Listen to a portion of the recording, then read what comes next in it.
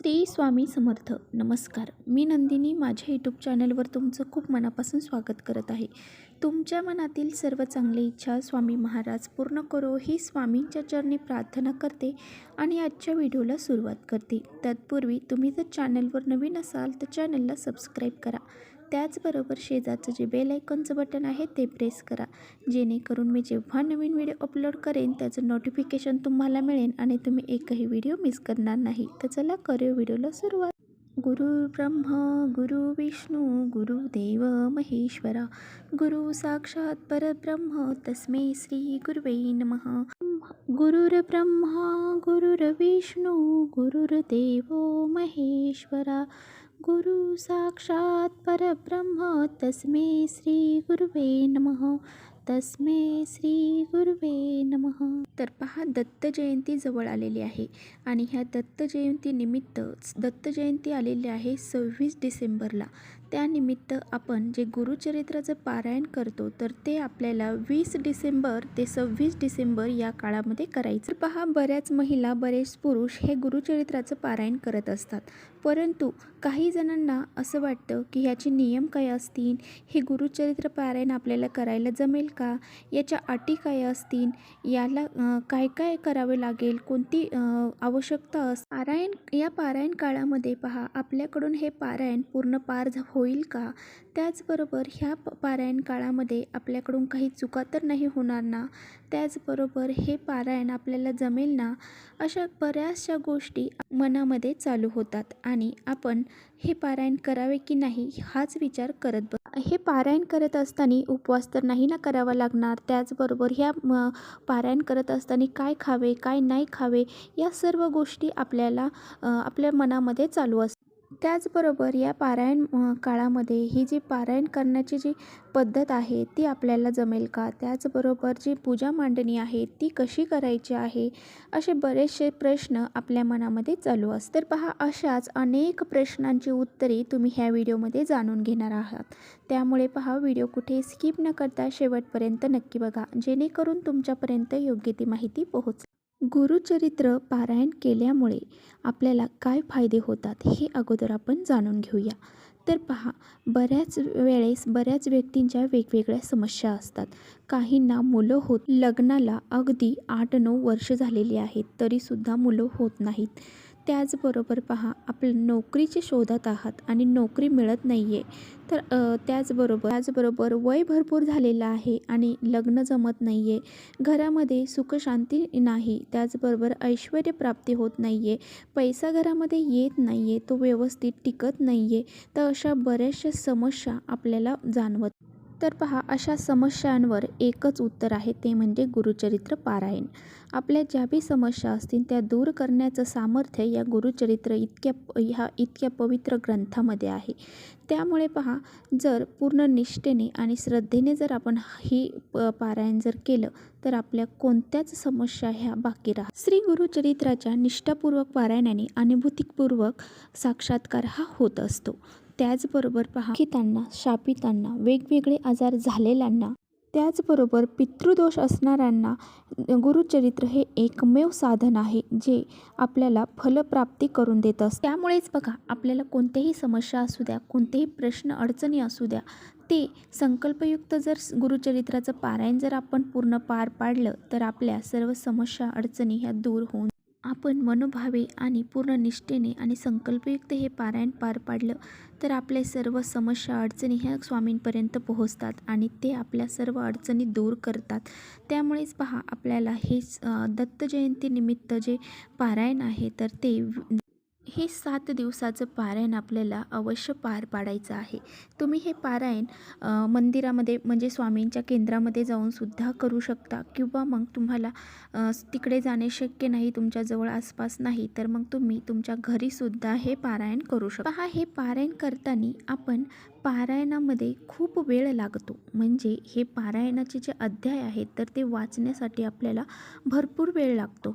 तर आपल्याला 1.5-2 तास एका पारायणाचं पूर्ण पाठ असतात तर ते करायला लागतात. त्यामुळे पहा, तुम्ही म्हणता की खूप वेळ ह्या पारायणाला लागतो. तर हो, खरोखरच ह्या पारायणाला खूप वेळ लागतो. परंतु पहिले 2 दिवस जे आहेत तर ते आपल्याला थोडे कठीण जातात.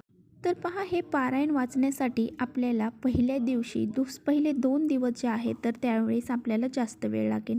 त्यानंतर नंतर जे 2 ते 3 दिवस आहेत त्यामध्ये तुम्हाला कमी वेळ लागेल आणि जे लास्टचे 2 दिवस आहेत तर त्यामध्ये तुम्हाला जास्त वेळ लागू शकतो. तर अगदी पहा, हे पारायण करणं अशक्य आहे असं अजिबात नाही. हे पारायण करताना खूप चांगले अनुभव आपल्याला मिळतात. आणि पहा, ज्यावेळेस आपण हे पारायण करतो, अगदी वर्किंग वुमेन असू द्या, व्यवसाय बिझनेस करणारी व्यक्ती असू द्या, तरीसुद्धा ती व्यक्ती हे पारायण पार पाडू शकते. पहा, ह्या पारायणाचे अनुभव इतके चांगले आहेत, म्हणजे ह्याचे अनुभव हे येतातच. त्यामुळे दुसऱ्याने केलेलं पारायण आपण पाहिलं तर आपल्यालासुद्धा वाटतं की याचे अनुभव जे आहेत तर ते त्याला आलेत, मग आपल्याला पण नक्कीच येतील. त्यामुळे पहा, तुम्ही बऱ्याच जणांचे कष्ट निवारण झालेलं आहे, बऱ्याच जणांच्या समस्या दूर झालेल्या आहेत. त्यामुळे तुम्ही हे पारायण अवश्य पार पाडा. आता आपण बघूया, हे पारायण करण्यासाठी आपल्याला योग्य वेळ कोणती आहे. सकाळी पहा, आपल्याला ब्रह्ममुहूर्तावर उठायचं आहे. पहाटे ब्रह्ममुहूर्तावर म्हणजे तुम्ही 3 वाजता उठू शकता. त्यानंतर तुम्ही 3:30-4 पर्यंत तुमचं जे काही नित्याचं काम आहे ते आवरून अंघोळ वगैरे करून सुशोभित होऊन आपल्याला 4 वाजता ह्या पारायणाला सुरुवात करायची. जर आपल्याला ब्रह्ममुहूर्तावर हे पारायण करणं शक्य नाही तर मग तुम्ही या पारायण जे आहे तर ते सकाळी लवकर उठून म्हणजे 3 वाजल्यापासून ते संध्याकाळी 4 वाजेपर्यंत बघा, आपण हे पारायणाचा जो पाठ आहे तो कधीही करू शकतो. परंतु आपल्याला दुपारी पहा 12 ते 12:30 वेळ जी आहे तर ह्या वेळेमध्ये हे पारायण वाचायचं नाही. कारण ही जी वेळ आहे तर ती दत्तगुरूंची भिक्षेची वेळ आहे. त्यामुळे ह्या वेळामध्ये आपल्याला पारायण वाचायचं नसतं. तर तुम्ही इतर वेळेस म्हणजे 4 वाजेपर्यंत कधीही तुम्ही हे पारायणाचं पठण करू शकता. आता बघा, बरेच जण असाही प्रश्न विचारतील की हे पारायण एकदा सुरू केले की मध्ये उठायचं नसतं. तर हो, बरोबर आहे. मग हे एकदा पारायण आपण वाचायला सुरुवात केली की मध्ये अजिबात उठायचं नाही. तर थोडंसं आपल्याला ठसका लागला किंवा मग आपल्याला खोकला आला तर मग आपण आपल्या जवळच 1 ग्लास पाणी भरून घ्यायचं आहे आणि तो पाणी आपण पिऊ शकता. कारण मध्ये मध्ये हे पारायण आपलं 3 ते 4 तास जाऊ शकतं. त्यामुळे पहा, आपल्याला असं ठसकाही लागू शकतो. कारण सुरुवातीला जर नवीन व्यक्ती असतील तर तुम्हाला एवढा वेळ लागू शकतो. जर तुम्हाला पारायण करण्याची सवय असेल तर मग तुम्हाला अगदी 2 तास म्हटलं तरी हे पहिले जे अध्याय आहेत तर ते तुमचे पहिल्या दिवशी होऊन जाईल. पहा, वाचन करताना ते ओळ्या ज्या असतात, ज्या ओव्या असतात त्यामध्ये जर आपण लक्ष देऊन जर पारायणाचं वाचन केलं तर आपल्याला अजिबात वेळ लागला जात नाही आणि आपल्याला कळत पण नाही की पारायण झालं पण आहे. बघा, गुरुचरित्र पारायण करत असताना बऱ्याच जणांना असे अनुभव येतात की घरामध्ये खूप सारे बदल घडत असतात. म्हणजे भरपूर साऱ्या अडचणी आपल्याला बघायला फेस करायला मिळतात. तर असं घडतं का? तर असे बरेच जण आपल्याला विचारतील. तर हो, अशा काही गोष्टी घडत असतात. कारण गुरुचरित्राच्या ओव्या ह्या इतक्या पॉवरफुल असतात, इतक्या म्हणजे शक्तिशाली असतात. त्यामुळे पहा, ज्या निगेटिव्ह एनर्जी आपल्या आसपास असते किंवा आपल्या शरीरात असते तर त्या एनर्जीला त्रास होत असतो आणि त्या एनर्जीला त्रास झाला की ती आपल्याला त्रास द्यायला सुरुवात करते. पहा, हे पारायण करत असताना ह्या निगेटिव्ह ज्या एनर्जी आहेत म्हणजे निगेटिव्ह शक्ती आहेत तर त्या आपल्याला त्रास देतात. तर तो त्रास इतका देतात की आपल्या घरामध्ये भांडणी व्हायला लागतात. मग आपण ते पारायण करू नये यासाठी त्या भरपूर प्रयत्न करतात. म्हणजे आपल्या स्वतःला सुद्धा आजारी पाडतात. म्हणजे आपल्याला ताप येणं, खोकला येणं, मध्येच सर्दी होणं, असं बऱ्याचशा गोष्टी आपल्याला घडायला सुरुवात होतं. आपल्याला असं वाटतं की हे पारायण आपण करायलाच नको. आळस येतो, कंटाळा येतो आणि आपल्याला असं वाटतं हे पारायण आता आपण थांबवावं. तर ह्या थांबवण्यासाठीच ह्या शक्ती खूप सारा प्रयत्न करत असतात. त्यामुळे पहा, आपण कितीही आपल्याला त्रास झाला, कितीही गोष्टी संकट आपल्याला जर जाणवली तरीसुद्धा आपल्याला हे गुरुचरित्राचं पारायण हे पार पाडायचंच असतं. हे पारायण चालू असताना आपल्याला ह्या सर्व गोष्टींना सामोरे जावेच लागते. कारण पहा, ह्या गोष्टी ह्या घडतातच. आपण पहिल्यांदा जर ह्या गोष्टी करत असताल, पहिल्यांदा जर पारायण करत असताल, तर तुमच्यासोबत ह्या गोष्टी होणारच आहेत. त्यामुळे पहा, भिवून जायचं कारण अजिबात नाही. आपण हे पारायण कितीही त्रास झाला तरी आपण हे पार पाडायचं आहे. तर यासाठी पहा, जर आपल्याला भरपूर त्रास व्हायला लागला, खूपच त्रास आपल्याला होत आहे, तर मग आपण काय करायचं, तर आपण महाराजांसमोर बसायचं आणि जे काही भस्म असतं पहा, जे आपण शंकर भगवानांना भस्म लावतो, ते भस्म आपल्या सर्व शरीराला आपल्याला लावायचं आहे. आणि डोक्याला लावायचं, अंगाला, दंडाला, सगळीकडे लावायचं आणि आपल्याला महाराजांना प्रार्थना करायची की हे पारायण माझं पार पाडू द्या, माझे हे पारायण सक्सेसफुल होऊ द्या. आपल्या ज्या इच्छा आहेत त्या इच्छापूर्तीसाठी हे पारायण आपण करत आहोत. मग हे पारायण नक्की पार पडू द्या, अशी प्रार्थना स्वामींना, दत्तगुरूंना आपल्याला करायची आहे. आणि बघा, धूप दीप देवासमोर लावायचा, स्वामींसमोर लावायचा आणि आपल्या चहूबाजूने गोमित्र शिंपडायचं आणि असं हे भस्म आपल्या अंगाला लावून स्वामींना प्रार्थना करायची. तर अशा प्रकारे आपल्याला या सर्व गोष्टी करायच्या आहेत. त्यानंतर बघा, तुमचा त्रास हा हळूहळू कमी व्हायला लागला. महाराजांना आपल्याला हे सांगायचं आहे, हा जो त्रास होत आहे तो मला असहनीय आहे, या त्रासातून मला वाचवा, अशीच महाराजांना हाक मारायची आहे. आपल्या हाकेला महाराज लगेच ओढ देतात आणि आपला हा त्रास हळूहळू कमी व्हायला. तर पहा, या सर्व गोष्टी जर आपण 7 दिवस पारायण अगदी चांगल्यारीते पार पाडलं, तर आपल्या घरातली जी नकारात्मक शक्ती आहे ती कायमस्वरूपी बाहेर निघून जाते आणि आपल्या ज्या इच्छा आहेत तर त्या इच्छा पूर्ण होतात. या पारायणाचे अनुभव पहा, बऱ्याच जणांना आलेले आहेत. त्यामुळे जर महाराज आहेत ना, तर मग आपल्याला कशाची भीती कशाला वाटायला पाहिजे. आता बघा, बरेच जण हा पण प्रश्न विचारतील की सुतक असेल तर काय करायचं, तर त्याचबरोबर मासिक धर्म आला तर काय करायचं. तर पहा, तुमचा जर ह्या काळामध्ये मासिक धर्म येणार असेल तर तुम्ही अजिबात हे पारायण करू नका. तर बघा, आता काही वेळेस असं पण होतं, आपल्याला माहिती आहे की ही डेट नाही आहे आपली, परंतु तरी पण आपल्याला जर मध्येच मासिक धर्म आला तर तुम्ही हे पारायण मध्येच थांबवू शकत नाही. ते तुम्हाला कुणाकडून तरी पूर्ण करून घ्यावेच लागेल आणि तुम्हाला ते पारायण पूर्ण करावेच लागेल. तर पहा, हे पारायण तुम्हाला दुसऱ्या कुणाकडून तरी वाचून घ्यावे लागेल. मध्येच हे असे सोडून जमत नाही. जर तुम्हाला सुतक आले तर पहा, सुतक आले, अचानक सुतक जर आले तर तुम्ही हे दुसऱ्या कुणाकडून तरी हे पारायण वाचून घेऊ शकता. सुतक विटाळ असेल तर मग तुम्हाला ब्राह्मणांकडून हे पारायण वाचून घ्यायचं आहे किंवा मग एखादी बाहेरची व्यक्ती आहे तिच्याकडून हे पारायण पार पाडून घ्यायचं आहे, परंतु आपल्याला हे मध्येच थांबवायचं नाही. तर पहा, आता खाण्याचे काय नियम आहेत, तर आपल्याला खाण्यामध्ये बघा, खाण्यामध्ये आपल्याला कडधान्य जे आहेत तर ते खायचे नाहीत. त्याचबरोबर डाळीचे जे पदार्थ आहेत, तूर डाळ असेल किंवा मग कोणतीही डाळ असू द्या, ती खायची नाही. त्याचबरोबर आपल्याला द्विदल धान्य जे आहे ते सुद्धा खायचं नाही. म्हणजेच काय, शेंगादाणे, तर अशा प्रकारचे धान्य खायचे नाहीत. आणि पहा, एकच प्रकारचं धान्य आपल्याला खायचं आहे. म्हणजे पहा, तुम्ही ज्वारी जर खात असाल तर ती ज्वारीच तुम्ही 7 दिवस सकाळ संध्याकाळ खायची आहे. चपाती जर तुम्ही खात असाल तर चपातीच तुम्हाला सकाळ संध्याकाळ खायची आहे. मग त्यामध्ये तुम्ही भातही खाऊ शकत नाही. जर तुम्ही भात खात असाल तर मग तुम्ही भातच तो खायचा आहे. जर तुम्हाला ज्वारी खायची आहे तर ज्वारीच तुम्ही सकाळ संध्याकाळ 7 दिवस खायची आहे. म्हणजे काय, भाजी तर खायची आहे त्याबरोबर, परंतु आपल्याला एकच प्रकारचं धान्य हे 7 दिवस खायचं आहे. आता बघा, भाज्यांमध्ये बघा, तुम्हाला बटाटा, भेंडी, त्याचबरोबर भोपळा, दोडके, घोसाळे असे हे पदार्थ, ह्या ज्या भाज्या आहेत त्या खायच्या आहेत. तुम्हाला मेथीची भाजी, शेपूची भाजी खायची नाही. बाकी ज्या पालेभाज्या आहेत त्या तुम्ही खाऊ शकता. ह्या 2 भाज्या तुम्हाला खायच्या नाही. त्याचबरोबर द्विदल धान्य आपल्याला खायचं नाही, शेंगादाणे खायचे नाहीत, त्याचबरोबर कडधान्य आपल्याला खायचं नाही. आणि ज्या डाळी आहेत, तूर डाळ असेल, मूग डाळ असेल, उडीद डाळ असेल, ह्या आपल्याला डाळी खायच्या नाहीत.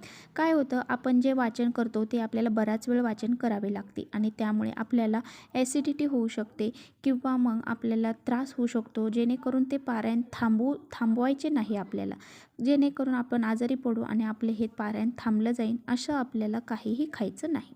आता बघा, तुम्हाला असं बी वाटेल की घरामध्ये नॉनव्हेज चालेल का? तर अजिबात नाही. तर पहा, तुम्ही गुरुचरित्र पारायण करत आहात, त्यामुळे तुम्ही 7 दिवस आपल्या घरामध्ये अजिबात नॉनव्हेज खायचं नाही. त्याचबरोबर पहा, अशा काही गोष्टी आहेत त्या आपल्याला पाळायच्या आहेत. कांदा लसूण आपल्याला वर्ज्य करायचं आहे. म्हणजे सात्विक भोजनच आपल्याला 7 दिवस पारायण करताना घ्यायचं. आणि पहा, बाहेरून एखादी व्यक्ती नॉनव्हेज खाऊन घरामध्ये आलेली आहे, ते सुद्धा चालणार नाही. कारण पहा, गुरुचरित्र हे खूप कडकडीत पारायण आहे आणि ह्या पारायणामध्ये अशा काही गोष्टी अजिबात चालत नाही. त्यामुळे पहा, तुम्ही जे काही पारायण करणार आहात, 7 दिवसाचा प्रश्न आहे. ह्या 7 दिवसामध्ये तुम्ही ह्या गोष्टी नक्की पाळा आणि नंतर तुम्हाला जे खायचं ते तुम्ही खाऊ शकता.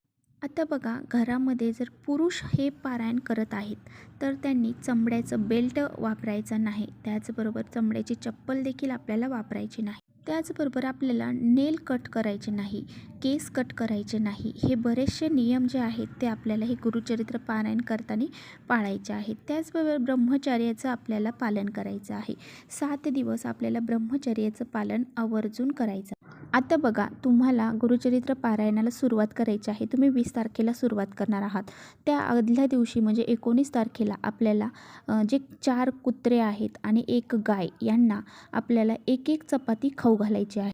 जे हे 4 कुत्रे आहेत तर ते 4 वेद असतात आणि जी गाय आहे तर ती दत्तात्रेय महाराज त्यांची ती ब्राह्मणी आहे. त्यामुळे आपल्याला अगोदरच्या दिवशी त्यांना अगोदर हे भोजन करवायचं आहे. तर बघा, पूजेची मांडणी करण्यासाठी आपल्याला काय काय साहित्य लागणार आहे. तर आपल्याला पिवळ्या कलरचं वस्त्र लागणार आहे, विड्याची पानं लागणार आहेत, त्याचबरोबर फुले लागणार आहेत आणि आपल्याला लागणार आहेत धूप, दीप, अगरबत्ती, त्याचबरोबर दिवे, त्याच्यामध्ये तेल घालण्यासाठी वाती आणि जे काही चौरंग लागणार आहे, कलश लागणार आहे, नारळ लागणार आहे. त्याचबरोबर आपल्याला विड्याची पानं आणि जे काही गुरुचरित्राचा जो ग्रंथ आहे, पवित्र ग्रंथ, तो लागणार आहे. त्याचबरोबर स्वामीचरित्राचा ग्रंथ देखील आपल्याला लागणार आहे. अशा बऱ्याचशा गोष्टी ह्या आपल्याला ह्या पूजेमध्ये लागणार. आता बघा, आपल्याला गुरुचरित्राचे पारायण जे करत आहोत आपण, त्याची पूजेसाठी आपल्याला गुरुचरित्राचा जो ग्रंथ मांडण्यासाठी 1 पाट लागणार आहे. पूजेची मांडणीसाठी चौरंग आणि त्याचबरोबर अजून 1 पाट आपल्याला जे स्वामी असतात आपले, ते आपल्या गुरुचरित्र ऐकण्यासाठी येतात, त्यांच्यासाठी आपल्याला एक आसन टाकण्यासाठी ते 1 आसन लागणार आहे. आपल्या स्वतःसाठी सुद्धा 1 आसन आपल्याला लागणार आहे. स्वामी आणि दत्तात्रेय महाराज हे गुरुचरित्र ऐकायला येत असतात, त्यामुळे त्यांच्यासाठी सुद्धा आपल्याला 1 आसन असं टाकून ठेवायचं आहे. दिवा लावताना आपल्याला अखंड ज्योत लावायची आहे, त्यामुळे त्यामध्ये भरपूर अशी मोठी वात लावा आणि तेल पण असं भरपूर टाका. तर असं आपल्याला लागणार आहे. त्याचबरोबर आपल्याला जो ग्रंथ आहे त्या ग्रंथाला गुंडाळण्यासाठी नारंगी कलरचा कपडा लागणार आहे. तोच ग्रंथ आपण ज्यावेळेस वाचतो त्यावेळेस तो कपडा आपल्याला सोडायचा असतो.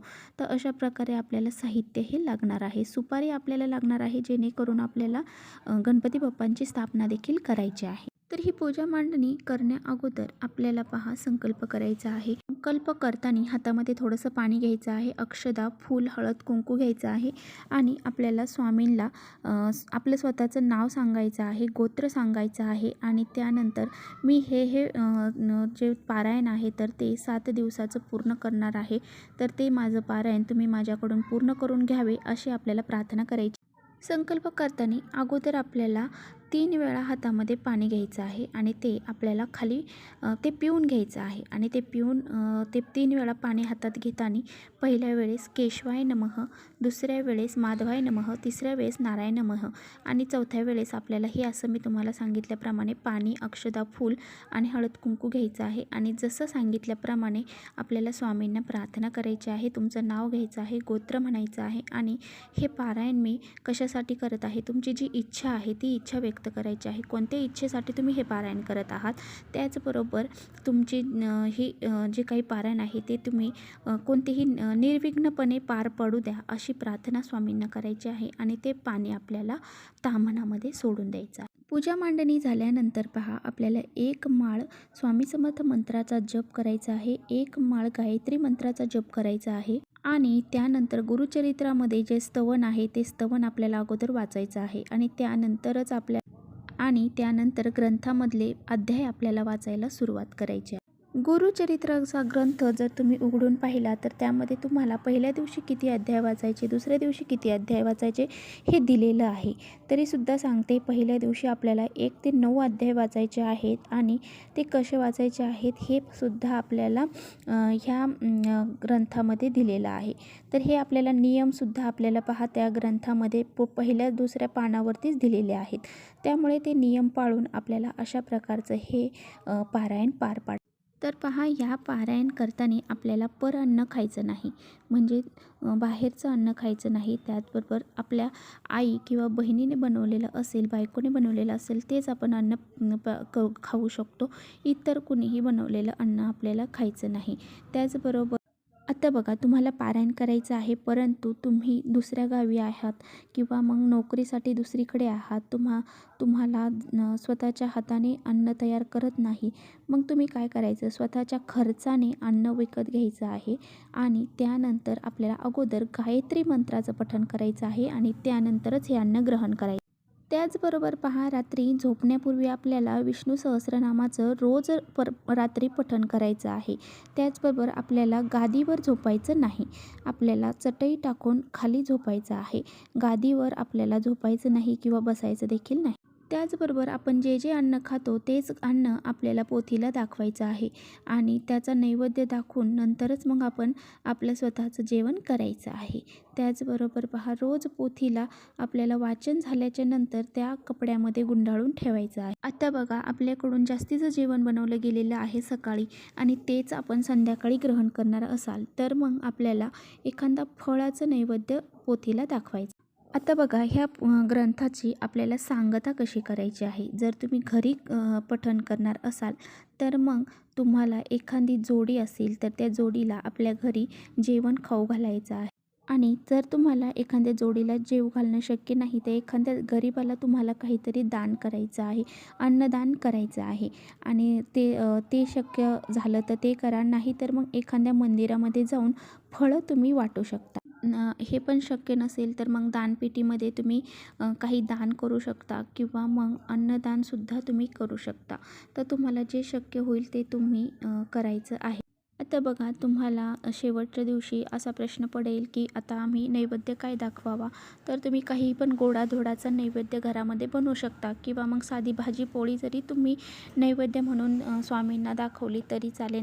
तर पहा, घेवड्याच्या शेंगांची भाजी स्वामींना खूप आवडते. घेवड्याच्या शेंगांची भाजी चपाती जरी तुम्ही नैवेद्य दाखवला तरी चालेल.